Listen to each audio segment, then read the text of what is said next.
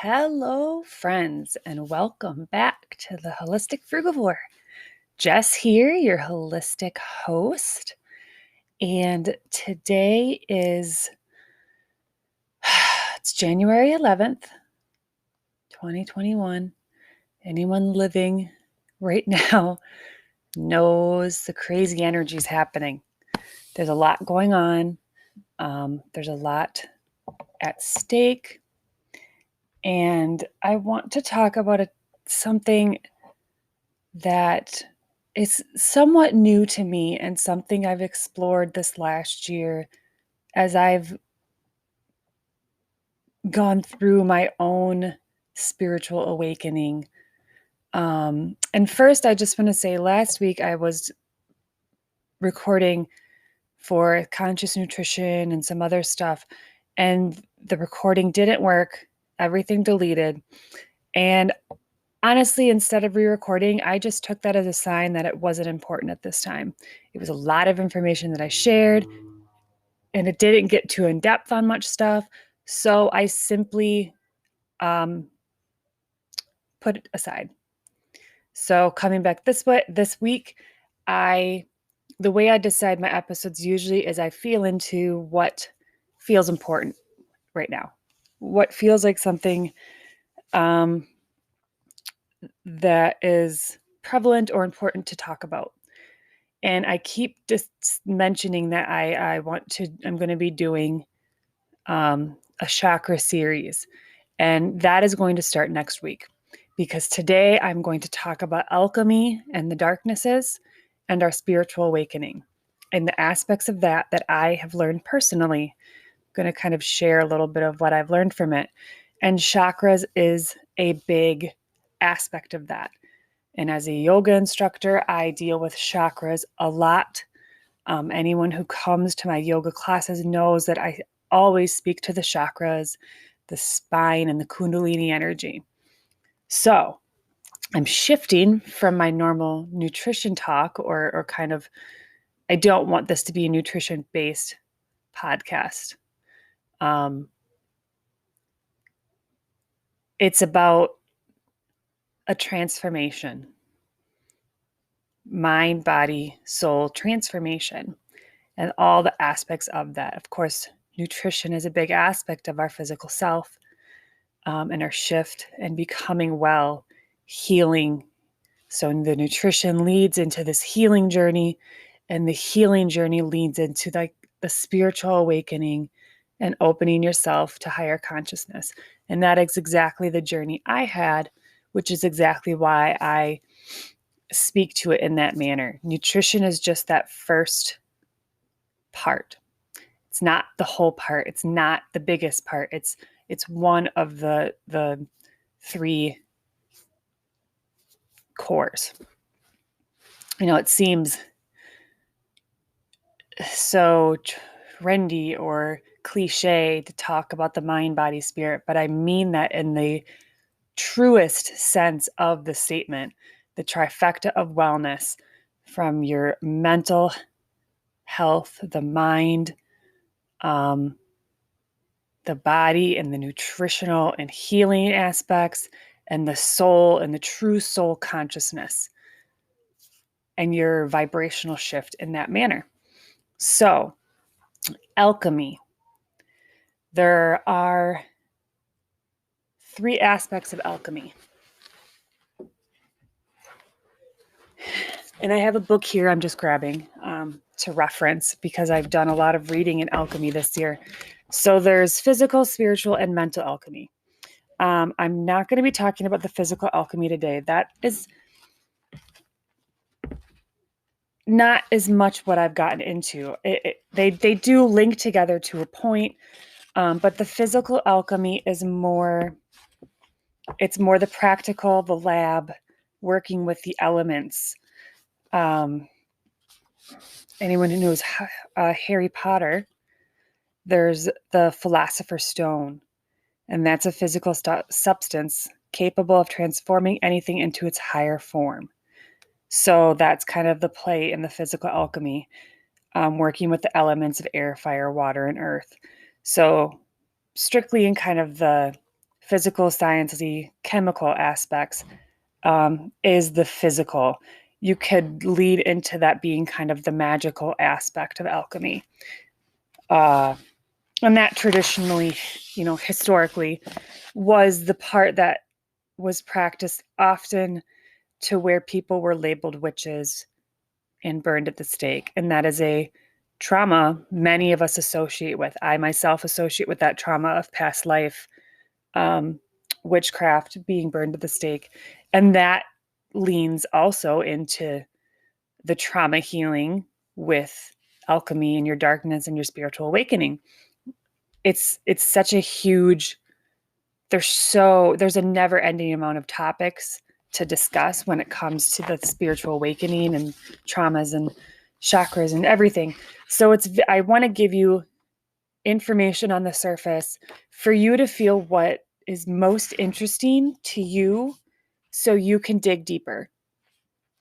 For me, alchemy was very fascinating once I started looking into the spiritual and mental alchemy of it. And it relates very closely to what we're seeing happening in the world right now, in regards to our darknesses coming to the surface. And I've been posting recently about our process of alchemizing the darkness coming to the surface and what that means, in the spiritual aspect is,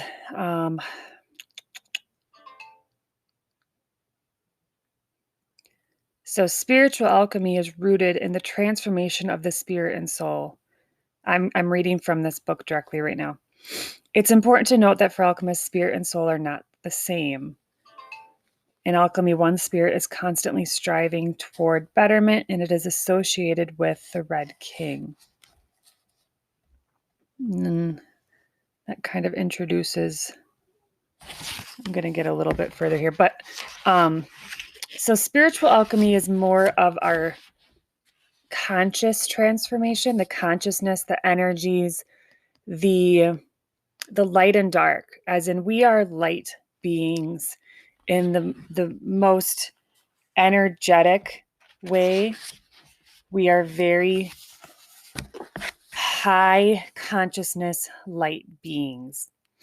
So when we talk about spiritual alchemy, we are looking very much in the higher dimensional aspect of increasing our vibrational frequency in order to alchemize darkness. And that's a very, it's a very literal, energetic explanation of what we're seeing on a whole in the planet. As you start to dig down into what we're observing specifically, it gets a little bit more muddy of the explanations of what is this? Who is this? Why are they here? Like, there's a lot of moving parts. But on the very basic alchemical description, as we are healing and vibrating higher, our light shines brighter and the darknesses come to the surface. As those darknesses start to reveal themselves, we are able to, in our higher dimensional state of consciousness, observe these darknesses, whatever they are, whoever they are, and allow them to release from our planet. Alchemizing the dark to light. So that's on a very spiritual, energetic frame of understanding. So, and then we talk about mental alchemy. So this relates very often to the psychoanalyst Carl Jung, Jung. I'm not totally sure how to pronounce that. But he found alchemy to be a sort of master key to unlocking the human subconscious, using it to transform the minds of his patients. He created alchemy for his understanding of how the unconscious transforms and evolves over time. So it's kind of molding.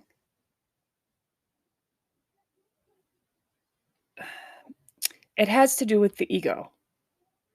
It's about transforming your identity and realizing that the identity or our ego aspect is unknowable.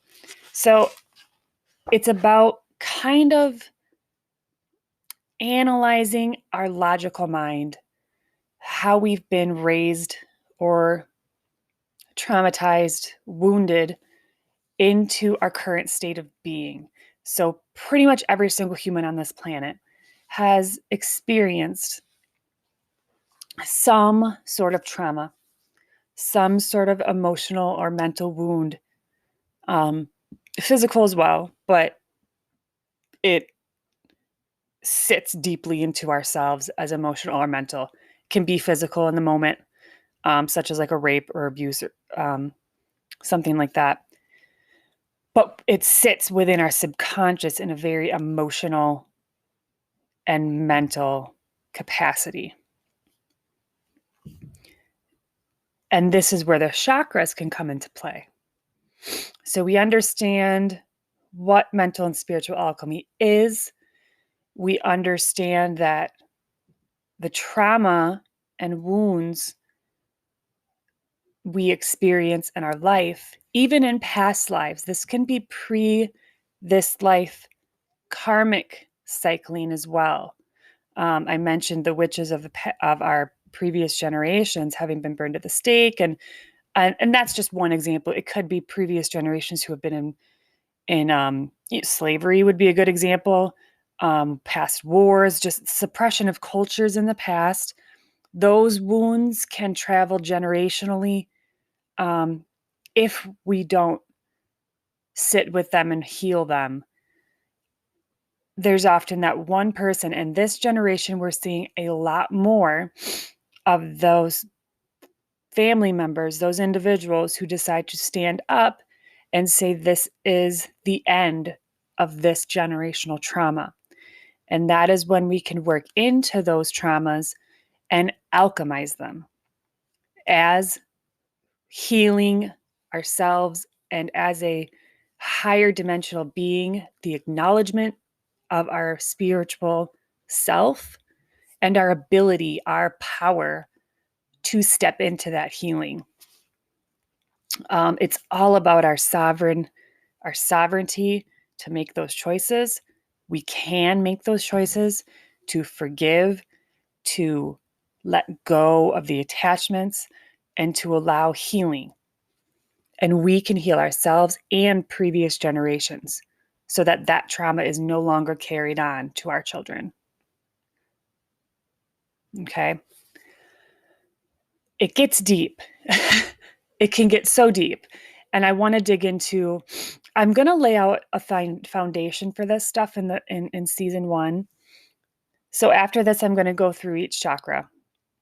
After this episode, each episode is going to be about each chakra, and we're going to get in deeper of each one and everything and do a little short meditation on healing. And then that's going to finalize this season. And in the next season, it's going to be diving deeper into all of that, diving deeper into the alchemy, into the healing, into the nutritional healing, the regenerative detox aspects, and just getting deeper into the spiritual side, the holistic side of ourselves. So the chakras. Oh, I wanted to touch, I have notes here I want to make sure I touch on. So I talked about the trauma healing and the wounds we deal with.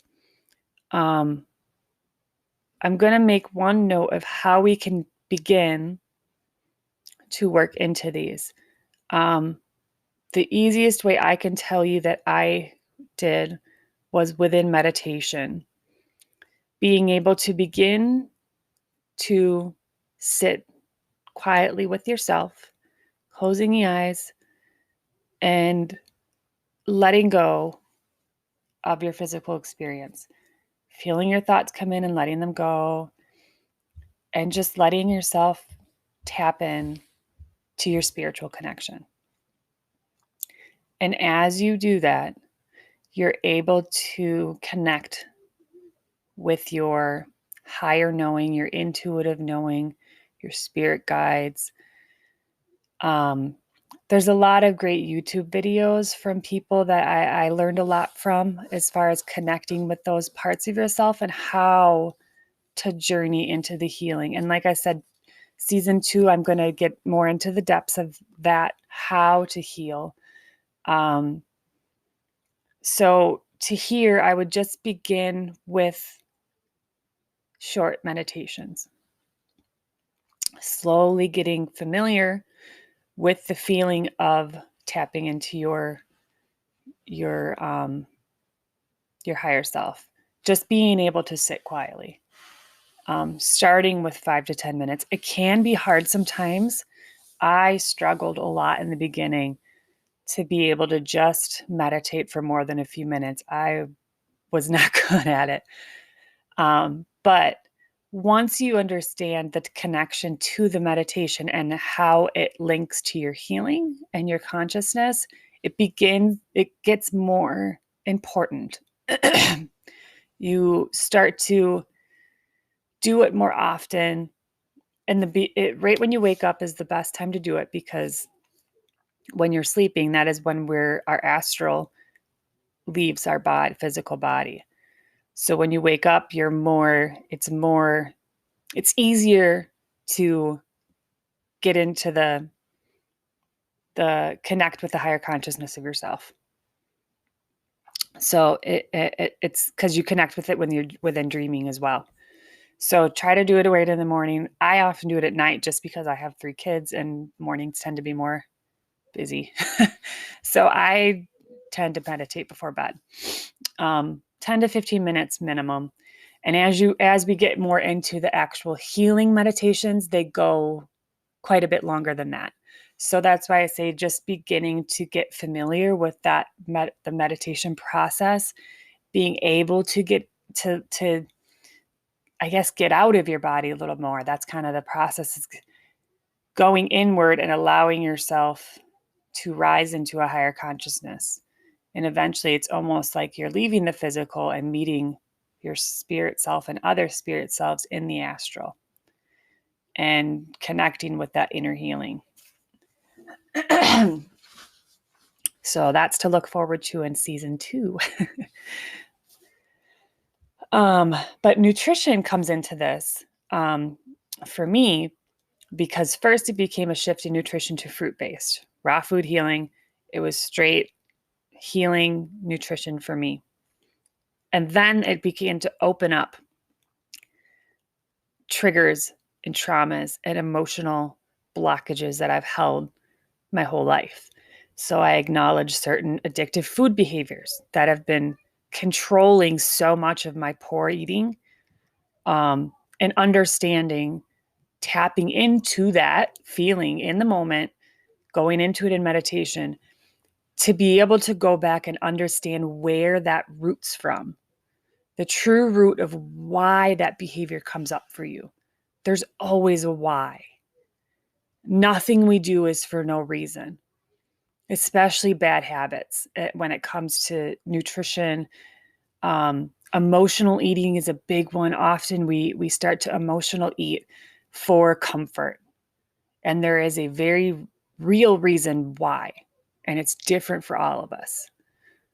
And it starts at a very young age. That's why I speak to conscious nutrition so much, because it starts with our children. If we start to inflict that trauma, wounding around food at a young age, that's what they grow up with as well, such as forcing your children to clean their plate. Horrible for the emotional health and the connection with your food. Please, please do not do that. Ever. It's always their choice whether or not to finish food. Don't ever force them to finish something, especially when they're saying they're not hungry or full or whatever. And really try not to dictate what they eat. I try to make sure that everything I buy in the store, I am okay with them eating any time of day. Not dictating what their eating at what times of the day, whether you're having a treat after dinner, eating right so that you can have your snack later or ice cream or whatever it is. I try not to do that because it creates this reward system. And we need to really break ourselves from that reward mentality, that punishment and reward system. It's very ego-based as the parent, which that's non-judgment. That's very much something that we do in a reactive behavior because that's how we were raised. That's the generational trauma that I'm talking about.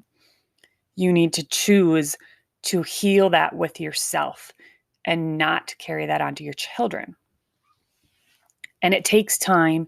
Give yourself grace, but also allow yourself to step back and say, okay, what I'm doing in this moment is not helpful for me or my children. I got stuck for a little while there too of being so committed to feeding my children the best thing possible. No processed food, no chemicals, everything healthy, and we can't do that. It's such a high expectation as an adult. I don't eat perfect, not even close to perfect. So how do I expect that from my children? And we always want them to be better or do better, but you can't choose that for them. You have to help guide them along the way, but you can't choose that for them. Okay. So next, let's talk a little bit about the chakras.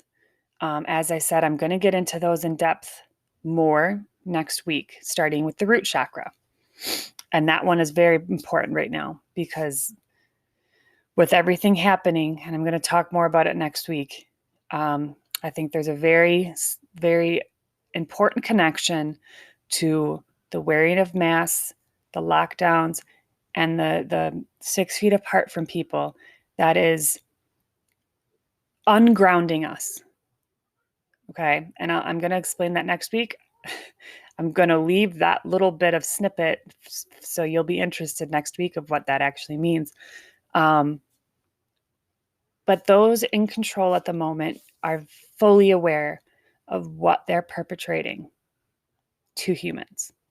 And I say to humans because most of those in control are not human beings. They are darker consciousnesses within a human form. And that's a heavy thing to understand. But that is kind of where the alchemy and the chakras and the traumas come in, because when we are traumatized, when we are disconnected from our body, when we are ungrounded, and when we are a lower vibration, then we are vulnerable to being in a possessed state from a being, and I'm going to just say what I want to say, a reptilian being. And I hope there's a certain amount of alien disclosure that comes about to make this easier to explain. I like to speak to it in terms of consciousness, because we are in a third dimensional consciousness. Okay, so think of us in 3D. We are clearing a lot of our darknesses and elevating as a planet and individually. Many of us, not everybody is really in this shift at this moment. There's a big split right now. We can see it on a large scale. So those who are working their elevation, their consciousness higher, as your consciousness shifts your vibration, or I should say as your vibration shifts your consciousness, you're elevating your vibration so that you are almost, I don't want to say untouchable, but you become less available to this other lower consciousness to be able to access and control your mind. That is where the logical mind and the spiritual mind when there's that separation, if you're too much into the logical mind and not connected to the spiritual mind, then you're not acknowledging that aspect. And you become vulnerable to that control. And there are physical aliens outside of our cosmos. There are interdimensional beings that are not in physical form. That's where the higher dimensional consciousness comes in. So we're shifting into what's called a 5D frequency. Those who are kind of been controlling the planet are in what's called the fourth dimension. And that is a lot of polarization, guilt, shame, anger, violence, all of that polarity is within 3D, 4D. So we're working ourselves through this. It's kind of like a transition dimension into a higher consciousness. So as we're shifting, we're clearing the darkness. That's that spiritual alchemy at work, clearing out those dark consciousnesses. Not everybody is going to accomplish that, however. There are some who are going to remain victims of that consciousness possession. Many of those in power who are perpetrating toward humanity, those are going to be the ones who are slowly getting removed. And they will essentially be removed from the planet, executed, removed, whatever you want to call it. I don't know exactly what happens to them. But that's what we're seeing on a large scale. I hope I explained that well. I'm going to end it there today and get deeper into the chakras as I start next week with the root chakra. Please feel free to connect with me at Instagram or on Facebook or my website. Email me, message me anytime if you have more questions or if you have specific suggestions of what you want talked about or what you want to hear me talk about. So my website is theholisticfrugivore.com, and that same name, The Holistic Frugivore, is my handle on Instagram. And I'm also on YouTube, just YouTube/Jessica Cannell. And then on Facebook, Jess Cannell. So I hope you enjoyed this episode. And please come back next week. I'm excited to start the chakra series, getting deep into the healing of each chakra and the vibrational shift, the blockages, how to heal through those. And I'll be sharing shorter little bit of meditations within to tap into those, opening, clearing those chakras as we work upwards toward the crown and outward, expanding that toroidal field around us. So open your heart, share your love and compassion outward toward others, share that love frequency, and join me next week. Thank you for listening. Love and blessings to everybody.